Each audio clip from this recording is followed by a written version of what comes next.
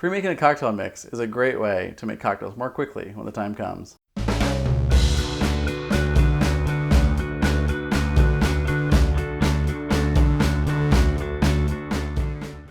I'm Brian Johnson, and in this episode of Better Cocktails at Home, we are making Jasper's secret mix. Now this is a recipe for a cocktail mixer that came out of, I first saw it in Ted High's Vintage Spirits and Forgotten Cocktails book. And it's kind of out of the Caribbean tiki base for drinks. And it's really easy to make because it makes it in advance.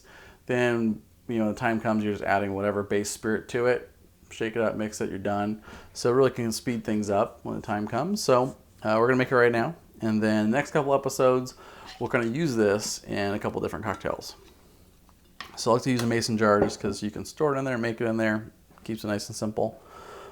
So to start with, we're going to do lime juice, and we're going to do 4 ounces of lime juice.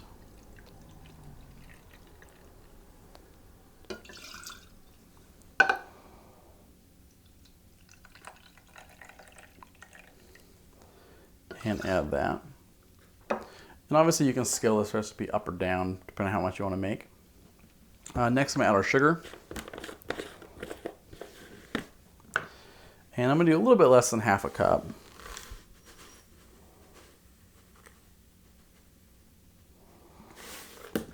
But, it's flexible as far as how much you want to put in. It's kind of to taste.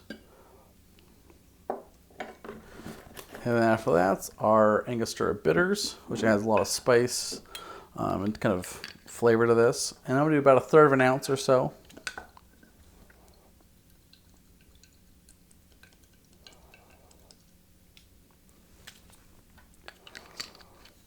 And add that in. And then for a little more spice, we're doing grated nutmeg. So fresh grated always works best in this. And, do a good healthy amount. Maybe like 1/4 of the nutmeg itself or so. But something like that.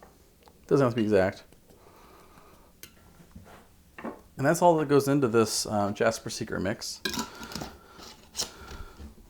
So then, you just want to give it a shake to kind of get the ingredients mixed up. It's going to take a little bit for the sugar to dissolve in the lime juice. So just throw this in the fridge, for the next hour or two, and then just kind of shake it up every once in a while to help it kind of incorporate. And then before you're going to use it, I like to kind of taste it. And if I want to add a little more sour, a little more sugar, you can kind of adjust the ratios a little bit, just to kind of however you're feeling. But it's really easy to make, and it's great for kind of making ahead of time and then just pop in a base spirit to it. You're good to go. And I'm excited to make some cocktails with it. But that's how you make Jasper's secret mix.